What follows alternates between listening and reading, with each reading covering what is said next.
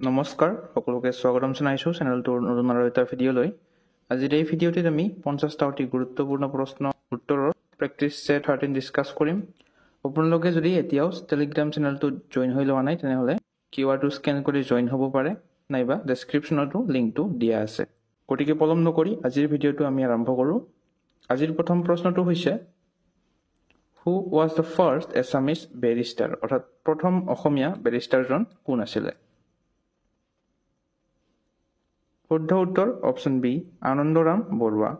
আনন্দৰাম বৰুৱা আছিলে অসমীয়া প্ৰথম barrister. Question number 2 হৈছে who was the shortest serving prime minister in the history of India. ভাৰতৰ ইতিহাসত আটাইতকৈ কম সময়ৰ বাবে হোৱা প্ৰধানমন্ত্ৰী কোন আছিলে? অপশ্যনকেইটাৰ ভিতৰত শুদ্ধ উত্তৰটো হ'ব অপশ্যন চি গুলজাৰিলাল নন্দা, অৰ্থাৎ গুলজাৰিলাল নন্দ হৈছে ভাৰতৰ ইতিহাসত আটাইতকৈ কম সময়ৰ বাবে হোৱা প্ৰধানমন্ত্ৰী। চাওক, the shortest serving prime minister of India was Gulzarilal Nanda. তেওঁ মাত্ৰ 13 দিনৰ বাবে প্ৰধানমন্ত্ৰী আছিলে। Question number 3 the treaty of Yandabo was child between hmm. Assam police SI exam 2020 আহি গৈছে প্ৰশ্নটো। ইয়াণ্ডাবু সন্ধি কাৰ কাৰ মাজত স্বাক্ষৰিত হৈছিলে? শুদ্ধ উত্তৰটো হ'ব option C British and Burmese. British আৰু বাৰ্মিছৰ মাজত এই ইয়াণ্ডাবু সন্ধিটো স্বাক্ষৰিত হৈছিলে। কুৱেশ্যন নম্বৰ 4 হৈছে হু ইজ নন এজ বিহগী কবি, অৰ্থাৎ বিহগী কবি নামেৰে কাক জনা যায়? এইটোও SI এক্সাম 2020 আহি গৈছে। অপশ্যনকেইটাৰ ভিতৰত শুদ্ধ উত্তৰটো হয় অপশ্যন এ ৰঘুনাথ চৌধুৰী। ৰঘুনাথ চৌধুৰীক আমি বিহগী কবি নামেৰে জানো। Question number 5 who was the founder of পালা ডাইনাষ্টি। পাল বংশৰ প্ৰতিষ্ঠাপক কোন আছিলে? এইটোও 2020 আহি গৈছিলে। শুদ্ধ উত্তৰ অপশ্যন চি ব্ৰহ্মপাল, অৰ্থাৎ পাল বংশৰ প্ৰতিষ্ঠাপকজনৰ নাম আছিলে ব্ৰহ্মপাল। কুৱেশ্যন নম্বৰ 6 হৈছে বৰপেটা সত্ৰ ৱাজ ফাউণ্ডেড বাই হুম। বৰপেটা সত্ৰ কোনে প্ৰতিষ্ঠা কৰিছিলে? শুদ্ধ উত্তৰটো হ'ব অপশ্যন চি মাধৱদেৱা, অৰ্থাৎ বৰপেটা সত্ৰ মাধৱদেৱে প্ৰতিষ্ঠা কৰিছিলে। Question number 7 who was the president of Swaraj party in Assam during freedom movement. অৰ্থাৎ স্বাধীনতা আন্দোলনৰ সময়ত অসমত স্বৰাজ দলৰ সভাপতি কোন আছিলে? শুদ্ধ উত্তৰটো হয় অপশ্যন ডি তৰুণৰাম ফুকন, অৰ্থাৎ তৰুণৰাম ফুকন আছিলে স্বাধীনতা আন্দোলনৰ সময়ত অসমত স্বৰাজ দলৰ সভাপতি। কুৱেশ্যন নম্বৰ 8 হৈছে what was the first capital of Chutia kingdom, অৰ্থাৎ এই চুতীয়া ৰাজ্যখনৰ প্ৰথম ৰাজধানীখনৰ নাম কি আছিলে? শুদ্ধ উত্তৰ অপশ্যন চি স্বৰ্ণগিৰি, অৰ্থাৎ স্বৰ্ণগিৰি আছিলে চুতীয়া ৰাজ্যৰ প্ৰথম ৰাজধানী। কুৱেশ্যন নম্বৰ 9 হৈছে what is the length of Dhola Sadiya bridge, অৰ্থাৎ ধলা শদিয়া দলংখনৰ দৈৰ্ঘ্য কিমান? শুদ্ধ উত্তৰটো হয় অপশ্যন চি 9.15 কিলোমিটাৰ, অৰ্থাৎ 9.15 কিলোমিটাৰ। কুৱেশ্যন নম্বৰ 10 হৈছে Nalanda university is located in which state of India. Nalanda বিশ্ববিদ্যালয়খন ভাৰতৰ কোনখন ৰাজ্যত অৱস্থিত? শুদ্ধ উত্তৰ অপশ্যন বি বিহাৰ, অৰ্থাৎ এই নালন্দা বিশ্ববিদ্যালয়খন বিহাৰত অৱস্থিত।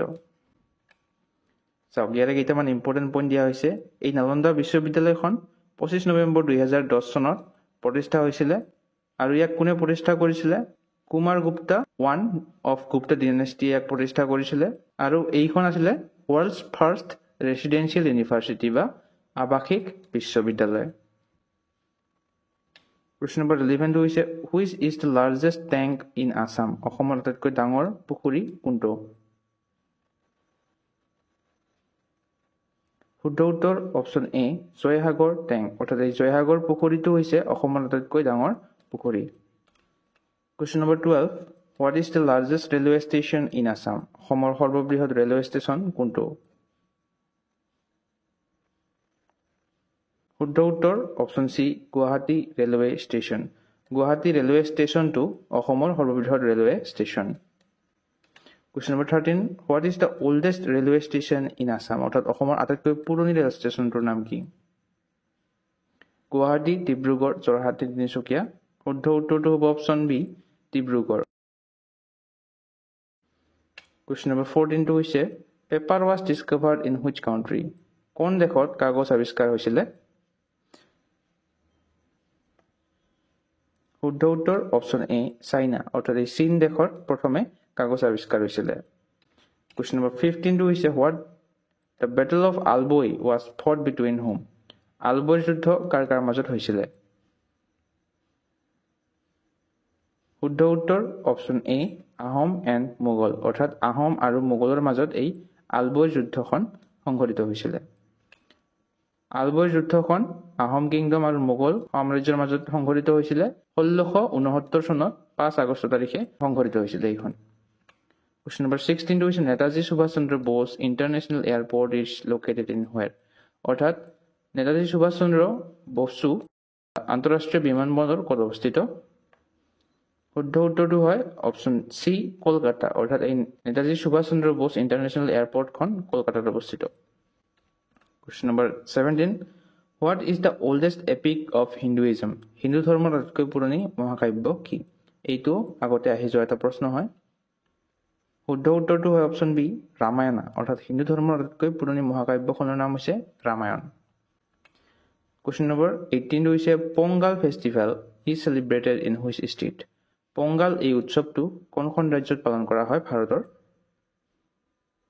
অপশ্যন কেইটাৰ ভিতৰত শুদ্ধ উত্তৰটো হয় অপশ্যন ডি তামিলনাডু অৰ্থাৎ এই পোংগাল উৎসৱটো তামিলনাডু ৰাজ্যখনত পালন কৰা হয় question number 19 to Garibi Hatao was the election slogan of which prime minister অৰ্থাৎ এই গৰিবী হাটাও কোনজন প্ৰধানমন্ত্ৰীৰ নিৰ্বাচনৰ শ্লোগান আছিল শুদ্ধ উত্তৰটো হয় অপশ্যন ডি ইন্দিৰা গান্ধী অৰ্থাৎ গৰিবী হাটাও এই শ্লোগানটো ইন্দিৰা গান্ধীৰ শ্লোগান আছিলে question number 20 what was the shape of coins during the reign of Ahoms আহোমৰ দিনত মুদ্ৰাৰ আকৃতিবিলাক কেনেধৰণৰ আছিলে বৰ্গাকাৰ বৃত্তাকাৰ অষ্টভুজ না সৰভুজ শুদ্ধ উত্তৰ হ'ব অপশ্যন চি অক্টাগন অৰ্থাৎ আহোমৰ দিনত এই মুদ্ৰাৰ আকৃতিবিলাক অষ্টাভুজাকৃতিৰে আছিল কোৱেশ্চন নম্বৰ 21 টো হৈছে who was the son of Bir চিলাৰায়ৰ পুত্ৰ কোন আছিলে ৰঘুদেৱ নৰনাৰায়ণ চুকাফা নে ৰুদ্ৰসিংহ শুদ্ধ উত্তৰটো হয় অপশ্যন এ ৰঘুদেৱ অৰ্থাৎ এই ৰঘুদেৱ আছিলে বীৰ চিলাৰায়ৰ পুত্ৰ question number 22 what is the other name of Swargadeo Lakshmi Singha Swargadeo Lakshmi সিংহৰ আনটো নাম কি আছিলে শুদ্ধ উত্তৰ অপশ্যন এ সুনিয়ফা অৰ্থাৎ স্বৰ্গদেউ লক্ষ্মী সিংহৰ আনটো নাম আছিলে সুনিয়ফা কোৱেশ্চন নম্বৰ 23 টো হৈছে what is the other name of Swargadeo Gaurinath Singha Swargadeo Gaurinath সিংহৰ আনটো নাম কি আছিলে শুদ্ধ উত্তৰ অপশ্যন এ সুহিত পাংফা অৰ্থাৎ স্বৰ্গদেউ গৌৰীনাথ সিংহৰ আনটো নাম আছিলে সুহিত পাংফা So cultivation of kani was introduced by which Ahom king কোনজন আহোম ৰজাই কানি খেতিৰ প্ৰৱৰ্তন কৰিছিলে ইয়াৰে উত্তৰটো হ'ব অপশ্যন ডি গৌৰীনাথ সিংহই এই কানি খেতিৰ প্ৰৱৰ্তন কৰিছিলে কোৱেশ্চন নম্বৰ 25 টো হৈছে in which year did Moamoria rebellion start কোন চনত মোৱামৰীয়া বিদ্ৰোহ আৰম্ভ হৈছিলে শুদ্ধ উত্তৰটো হ'ব অপশ্যন ডি 1769 1769 চনত মোৱামৰীয়া বিদ্ৰোহ আৰম্ভ হৈছিলে question number 26 who is considered the father of Assamese prose অসমীয়া গদ্যৰ পিতৃ হিচাপে কাক গণ্য কৰা হয় শুদ্ধ উত্তৰ অপশ্যন বি ভট্টদেৱ অৰ্থাৎ ভট্টদেৱক অসমীয়া গদ্যৰ পিতৃ হিচাপে গণ্য কৰা হয় question number 27 the dead sea lies in between which two countries কোন দুখন দেশৰ মাজত মৃত সাগৰ বা এই ডেড সিটো আছে শুদ্ধ উত্তৰ option B Jordan and Israel অৰ্থাৎ এই জৰ্ডান আৰু ইজৰাইলৰ মাজত এই ডেড সি বা মৃত সাগৰটো অৱস্থিত question number 28 what is the name of Brahmaputra river after meeting the Teesta river অৰ্থাৎ তিষ্টা নদীৰ লগত লগ হোৱাৰ পিছত ব্ৰহ্মপুত্ৰ নদীটোৰ নামটো কি হৈ যায় শুদ্ধ উত্তৰটো হ'ব অপশ্যন এ যমুনা অৰ্থাৎ এই তিষ্টা নদীৰ লগত লগ হোৱাৰ পিছত ব্ৰহ্মপুত্ৰ নদীৰ নাম যমুনা হৈ যায় question number 29 in which place was first national book fair in Assam organised অৰ্থাৎ অসমত প্ৰথমখন ৰাষ্ট্ৰীয় গ্ৰন্থমেলা ক'ত আয়োজন কৰা হৈছিলে শুদ্ধ উত্তৰটো হয় অপশ্যন এ গুৱাহাটী অৰ্থাৎ নেশ্যনেল বুক ফেয়াৰ বা ৰাষ্ট্ৰীয় গ্ৰন্থমেলা প্ৰথমখন অসমৰ গুৱাহাটীত আৰম্ভ হৈছিলে বা আয়োজন কৰা হৈছিলে চাওক ষ্টেট লেভেল বা ৰাজ্যিক গ্ৰন্থমেলা প্ৰথমে আয়োজন কৰা হৈছিল নগাঁৱত 1978 চনত আৰু এই নেশ্যনেল লেভেল বা ৰাষ্ট্ৰীয় গ্ৰন্থমেলা প্ৰথমবাৰ গুৱাহাটীত আৰম্ভ হৈছিলে 1987 চনত ষ্টেট লেভেল বুলি ক'লে নগাঁও হ'ব নেশ্যনেল লেভেল বুলি ক'লে গুৱাহাটী হ'ব question number 30 in which year was UNICEF found অৰ্থাৎ ইউনিচেফ কোন বছৰত গঠন হৈছিলে এইটো এছআই এক্সাম 2020 আহি গৈছে শুদ্ধ উত্তৰটো হ'ব অপশ্যন বি 1946 1946 চনত ইউনিচেফ গঠন হৈছিলে চাওক ইউনিচেফৰ ফুল ফৰ্মটো হৈছে the United nations children's found আৰু এইটো কেতিয়া গঠিত হৈছিলে 1946 চনৰ ডিচেম্বৰৰ 11 তাৰিখে গঠিত হৈছিলে Question number 31 Who was the first president of Assam Association Assam Association বা অসম এছ'চিয়েশ্যনৰ প্ৰথম সভাপতি কোন আছিলে শুদ্ধ উত্তৰটো হয় অপশ্যন এ প্ৰভাত চন্দ্ৰ বৰুৱা প্ৰভাত চন্দ্ৰ বৰুৱা আছিলে আসাম এছ'চিয়েশ্যনৰ প্ৰথম সভাপতি ৰাজা Prabhat Chandra Barua was the first president of Assam Association আৰু তেওঁ ডিব্ৰুগড়ত হোৱা প্ৰথম অধিৱেশন যেটো 1905 চনত হৈছিলে হেইটোত সভাপতিত্ব কৰিছিলে Question number 32 হৈছে in which year was first railway line constructed in Assam অসমত কোন বছৰত ৰেলপথ নিৰ্মাণ কৰা হৈছিলে শুদ্ধ উত্তৰ অপশ্যন ডি 1881 1881 চনত অসমত প্ৰথম ৰেলপথ নিৰ্মাণ কৰা হৈছিলে So the first railway line in Assam was constructed in 1881 1881 চনত আৰু কোনে নিৰ্মাণ কৰিছিলে the Assam Railway and Trading Company ইয়াক নিৰ্মাণ কৰিছিলে আৰু ইয়াৰ দৈৰ্ঘ্য আছিল 65 কিলোমিটাৰ বা 65 কিলোমিটাৰ যেটো ডিব্ৰুগড়ৰ পৰা মাৰ্কেট ৰিটালৈ আছিল Question number 33 টো হৈছে which continent has highest number of countries কোনখন মহাদেশত সৰ্বাধিক দেশ আছে এটো আহি গৈছে এটা আসাম পুলিচৰ এক্সামতে আহি গৈছিল শুদ্ধ উত্তৰটো হয় অপশ্যন সি আফ্ৰিকা অৰ্থাৎ এই আফ্ৰিকা মহাদেশখনত সৰ্বাধিক দেশ আছে Question number 34 Who was the first Indian woman to win Man Booker Prize Man Booker পুৰস্কাৰ লাভ কৰা প্ৰথম গৰাকী ভাৰতীয় মহিলা কোন আছিল অপশ্যন কেইটাৰ ভিতৰত শুদ্ধ উত্তৰটো হয় অপশ্যন এ অৰুন্ধতী ৰায় এই অৰুন্ধতী ৰায় মান বুকাৰ পুৰস্কাৰ লাভ কৰা প্ৰথম গৰাকী ভাৰতীয় মহিলা অৰুন্ধতী ৰায় আছিল প্ৰথম ভাৰতীয় মহিলা যিয়ে মান বুকাৰ প্ৰাইজ লাভ কৰিছিল আৰু কিমান চনত লাভ কৰিছিল 1997 চনত তেওঁ কিহৰ বাবে লাভ কৰিছিল তেওঁৰ উপন্যাস the god of small thing এইখনৰ বাবে উপন্যাসখনৰ বাবে তেওঁ এই মান বুকাৰ প্ৰাইজটো লাভ কৰিছিল Question number 35 টো হৈছে Kandian dance is the traditional dance of which country Kandian নৃত্যটো কোনখন দেশৰ এটা লোকনৃত্য হয় শুদ্ধ উত্তৰটো হয় অপশ্যন বি শ্ৰীলংকা অৰ্থাৎ এই কান্দিয়ান নৃত্যটো এই শ্ৰীলংকা দেশখনৰ এটা লোকনৃত্য Question number 36 টো হৈছে পনুং is a folk dance of which state পনুং লোকনৃত্যটো কোনখন ৰাজ্যৰ লোকনৃত্য শুদ্ধ উত্তৰ অপশ্যন সি অৰুণাচল প্ৰদেশ অৰ্থাৎ এই পনুং নামৰ লোকনৃত্যটো অৰুণাচল প্ৰদেশৰ লোকনৃত্য Question number 37 টো হল in which year was the first complete census in India held ভাৰতৰ প্ৰথমটো সম্পূৰ্ণ জনগণনা কোন বছৰত অনুষ্ঠিত হৈছিল শুদ্ধ উত্তৰটো হয় অপশ্যন বি 1881 অৰ্থাৎ 1881 চনত ভাৰতৰ প্ৰথমটো জনগণনা অনুষ্ঠিত হৈছিল Question number 38 টো হৈছে how many official languages are there in the Indian constitution ভাৰতৰ সংবিধানত কিমানটা চৰকাৰী ভাষা আছে শুদ্ধ উত্তৰটো হয় অপশ্যন সি 22 অৰ্থাৎ এই ভাৰতৰ সংবিধানত 22টা চৰকাৰী ভাষা আছে Question number 39 Who was the first winner of ICC World Test Championship অৰ্থাৎ ICC World Test Championshipৰ প্ৰথম বিজয়ী দেশ কোনখন আছিল শুদ্ধ উত্তৰ হয় অপশ্যন বি নিউজিল্যান্ড অৰ্থাৎ World Test Championship ICCৰ প্ৰথম বিজয়ী দেশখন আছিল নিউজিল্যান্ড Question number 42 হৈছে in which year were the first Commonwealth Games held কোন চনত প্ৰথম Commonwealth Games অনুষ্ঠিত হৈছিল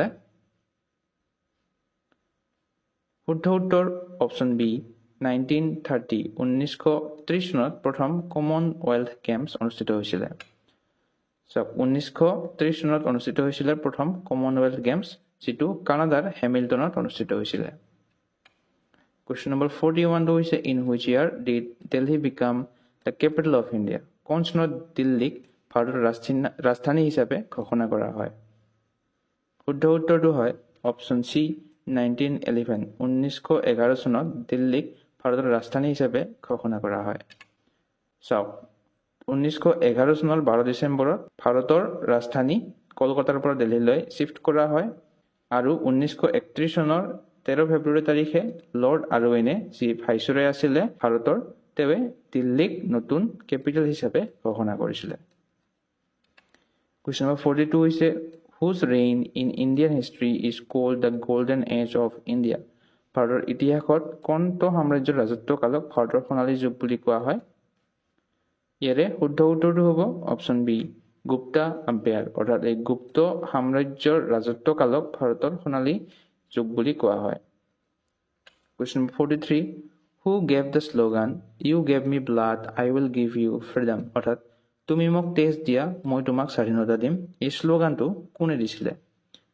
শুদ্ধ উত্তৰটো হয় অপশ্যন চি সুভাষ চন্দ্ৰ বোস অৰ্থাৎ সুভাষ চন্দ্ৰ বোসে এই তুমি মোক তেজ দিয়া মই তোমাক স্বাধীনতা দিম শ্লোগানটো দিছিলে। Question number 44 who gave the title Nightingale of India to Sarojini Naidu? আমি জানো সৰোজিনী নাইডুক নাইটিংগেল অফ ইণ্ডিয়া বুলি কোৱা হয় বা ভাৰতৰ নাইটিংগেল বুলি কোৱা হয়। তেওঁক এই উপাধিটো কোনে দিছিল বুলি আমাক সুধিছে। শুদ্ধ উত্তৰটো হয় অপশ্যন বি মহাত্মা গান্ধী অৰ্থাৎ মহাত্মা গান্ধীয়ে সৰোজিনী নাইডুক এই নাইটিংগেল অফ ইণ্ডিয়া বা ভাৰতৰ নাইটিংগেল উপাধিটো প্ৰদান কৰিছিলে। Question number 45 টো হৈছে what is the name of two medieval text compiled in the Assam region অৰ্থাৎ অসমত সংকলিত মধ্যযুগীয় গ্ৰন্থ দুখনৰ নাম কি? শুদ্ধ উত্তৰটো হয় অপশ্যন বি কলিকা পুৰাণা এণ্ড যোগিনী তন্ত্ৰ অৰ্থাৎ এই কলিকা পুৰাণ আৰু যোগিনী তন্ত্ৰ এই দুখন হৈছে অসমত সংকলিত মধ্যযুগীয় গ্ৰন্থ। Question number 46 টো হৈছে which of the following places of Assam was famous for astrology অসমৰ কোনখন ঠাই তলত দিয়া জ্যোতিষীৰ বিজ্ঞানৰ বাবে বিখ্যাত আছিলে? নগাঁও যোৰহাট তেজপুৰ নে প্ৰাগজ্যোতিষপুৰ? শুদ্ধ উত্তৰ অপশ্যন ডি প্ৰাগজ্যোতিষপুৰ অৰ্থাৎ এই প্ৰাগজ্যোতিষপুৰ ঠাইখন জ্যোতিষ বিজ্ঞানৰ বাবে বা এষ্ট্ৰলজিৰ বাবে বিখ্যাত আছিলে প্ৰাচীন কালত। Question number 47 টো হয় who was the first king from Assam to perform Ashwamedha Yojana অৰ্থাৎ অশ্বমেধ যজ্ঞ কৰা অসমৰ প্ৰথম ৰজাজন কোন আছিলে? শুদ্ধ উত্তৰটো হয় অপশ্যন বি মহেন্দ্ৰ বৰ্মন অৰ্থাৎ অশ্বমেধ যজ্ঞ কৰা অসমৰ প্ৰথম ৰজাজন আছিলে Mahendra Barman. Question number 48 who established the Hindu College in Calcutta in 1817 অৰ্থাৎ 1887 চনত কলিকতাৰ হিন্দু মহাবিদ্যালয়খন প্ৰতিষ্ঠা হৈছিলে আৰু এইখনক কোনে প্ৰতিষ্ঠা কৰিছে বুলি আমাক সুধিছে। শুদ্ধ উত্তৰটো হয় অপশ্যন এ ৰাজা ৰামমোহন ৰায় অৰ্থাৎ এই কলিকতাত থকা হিন্দু মহাবিদ্যালয়খন ৰাজা ৰামমোহন ৰায় প্ৰতিষ্ঠা কৰিছিলে। 49 Panidihing wildlife century is located in which district Panidihing বন্যপ্ৰাণী অভয়াৰণ্যখন কোনখন জিলাত অৱস্থিত? শুদ্ধ উত্তৰটো হয় অপশ্যন এ শিৱসাগৰ অৰ্থাৎ পানীদিহিং বন্যপ্ৰাণী অভয়াৰণ্যখন শিৱসাগৰ জিলাত অৱস্থিত। Question number 50 during the reign of which Ahom king did the battle of Saraighat occur কোনজন আহোম ৰজাৰ ৰাজত্ব কালত সৰাইঘাটৰ যুদ্ধ হৈছিলে? শুদ্ধ উত্তৰ অপশ্যন চি উদয়াদিত্য সিংহা অৰ্থাৎ এই উদয়াদিত্য সিংহৰ ৰাজত্ব কালত সৰাইঘাটৰ যুদ্ধখন সংঘটিত হৈছিলে। আজিৰ ভিডিঅ'টোৰ প্ৰশ্নটো হ'ল the smallest national park in Assam অসমৰ আটাইতকৈ সৰু ৰাষ্ট্ৰীয় উদ্যানখন কোনখন হয়? কাজিৰঙা ৰাষ্ট্ৰীয় উদ্যান মানস ৰাষ্ট্ৰীয় উদ্যান ডিব্ৰু চৈখোৱা ৰাষ্ট্ৰীয় উদ্যান নে ওৰাং ৰাষ্ট্ৰীয় উদ্যান? এই অপশ্যন চাৰিটাৰ ভিতৰত কোনটো শুদ্ধ হয় আপোনালোকে কমেণ্ট কৰি জনাব। আজিৰ ভিডিঅ'টোত এইকেইটাই প্ৰশ্ন আছিলে। ভিডিঅ'বোৰৰ PDF যদি ল'ব বিচাৰে তেনেহ'লে টেলিগ্ৰাম চেনেলটোত জইন হৈ ল'ব। আজিৰ ভিডিঅ'টো চাই যদি ভাল লাগে তেনেহ'লে এটা লাইক শ্বেয়াৰ আৰু কমেণ্ট কৰিবলৈ নাপাহৰিব। লগতে এই এছেনচিয়েল ষ্টাডি জ'ন চেনেলটো ছাবস্ক্ৰাইব কৰিবলৈ নাপাহৰিব। আজিলৈ ইমানেই, ধন্যবাদ।